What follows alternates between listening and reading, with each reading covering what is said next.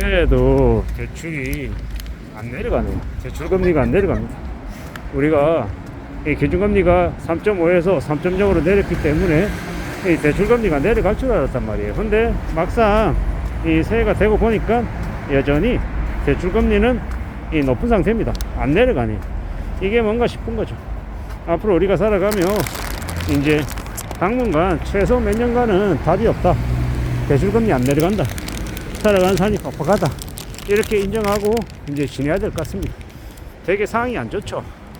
이렇게 대출금리가 안 내려가면 이제 사람들이 이제 대출 이자 부담 때문에 많이 허덕일 거다라고 봐야 되겠습니다. 뭐 주택담보대출도 뭐 대출이 뭐 3.8에서 뭐 6% 이렇게 되어 있는데 실제로 대출 받으러 가면 뭐 5%, 5.5%, 6%막 이럽니다. 마이너 대출도 마찬가지고. 이제 시간이 지날수록 가산금리 더 부과돼서 대출에 대한 부담이 더 커진다라고 봐야죠. 이게 이제 우리가 앞으로 최소 몇 년간 이제 겪게 될 일이다라고 생각하고 지내야 될 것 같습니다. 살아가는 우리의 삶이 되게 빡빡하다, 되게 막막하다라고 보면 맞습니다. 어떻게 견뎌야 되겠습니까? 어떻게 극복하고 어떻게 이 쉽지 않은 상황들을 감내하며 지낼 수 있을까요? 결국은 다른 거 없고, 결국은 어떻게든 이제 헤쳐나가겠다라고 각오하는 거 말고는 없는 것 같습니다. 정신을 좀 바짝 차리고 사는 것 말고는 답이 없는 것 같다라는 생각이 더더욱 드네요. 이런 험한 시대를 우리가 살아가야 됩니다. 우리가 회피하려고 한다고 회피할 수 있는 게 아니죠. 피하고 싶다고 피할 수 있는 게 아니라는 겁니다.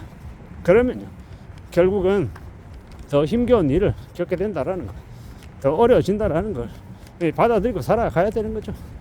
그러려면 이제 받는 월급보다 쓰는 돈이 적어야 되고, 어떻게든 조금이라도 아껴서 저축하고 통장에 잔고로 돈을 놔둘 수 있는 그런 분위기를 만들어 놔야 된다라는 겁니다. 그렇게 살아야, 그렇게 지내야 우리가 우리의 삶을 지켜낼 수 있다는 겁니다. 참으로 힘겨운 시간들이 계속될 겁니다.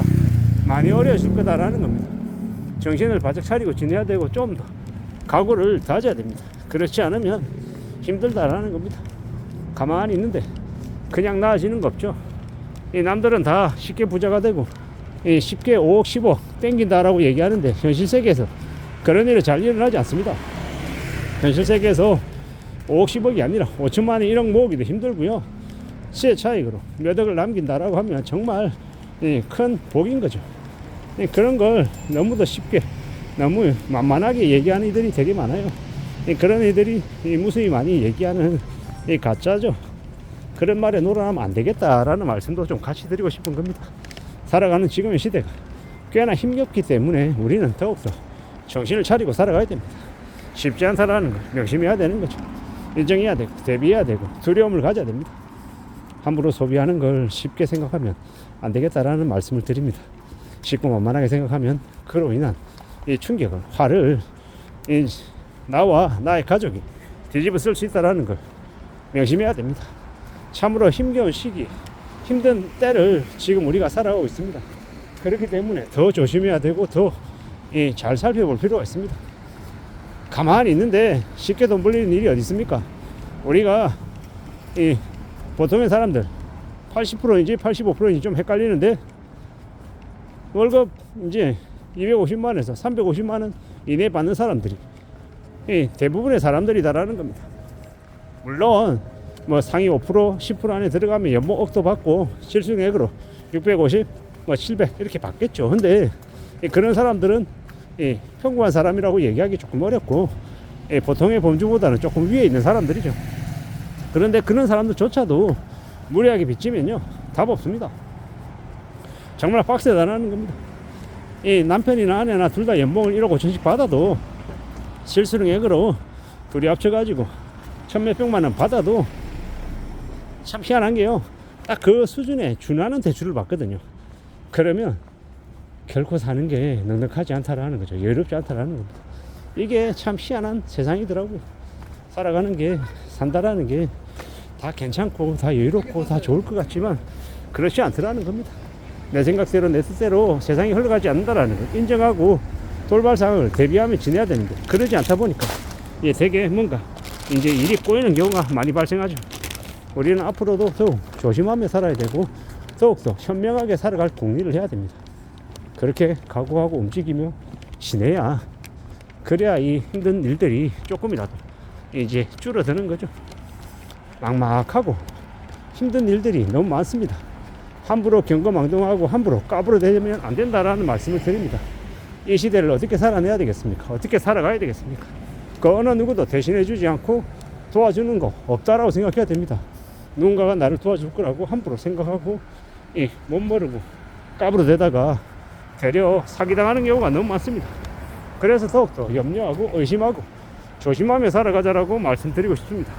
험한 시대를 살아가는데 별것 아닌 것처럼, 괜찮은 것처럼 이야기하면 그가 바로 사기꾼이다 라고 생각하면 맞습니다.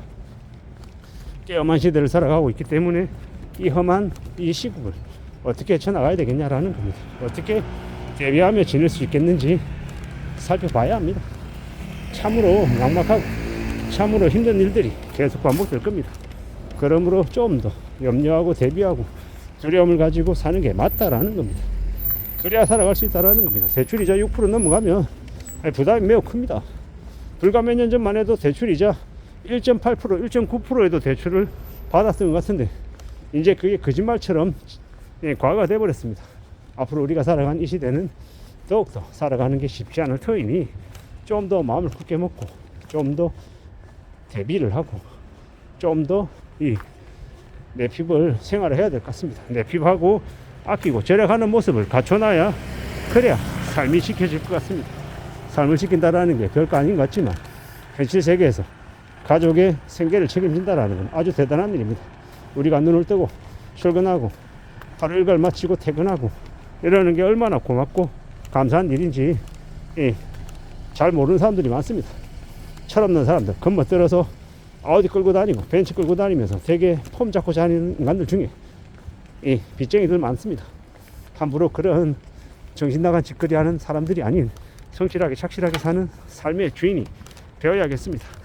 성실하게 살고 착실하게 살고 우리의 삶을 좀 더 잘 관리하겠다라고 각오하는 사람들, 그런 사람들이 우리의 삶을 지켜내고 또 삶이 또 좀 더 괜찮아지고 또 많은 것들을 이뤄내며 살더라고요.